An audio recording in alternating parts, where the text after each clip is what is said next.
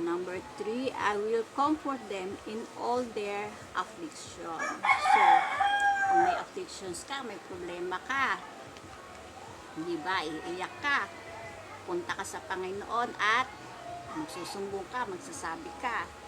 Hindi yung baka naman, may problema ka, nandun ka sa bar, nasa sugalan, nasa inuman, wala doon ang Panginoon. Andito siya sa simbahan, sa Blessed Sacrament, sa tabernacle, na andito siya sa tahanan ng ating Panginoon. Di ba, kung pupunta ka sa kaibigan mo, pupuntahan mo siya sa kanyang bahay.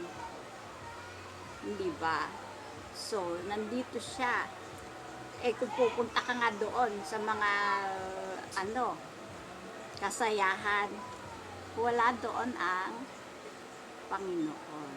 So, dito kanya maiko-comfort sa church.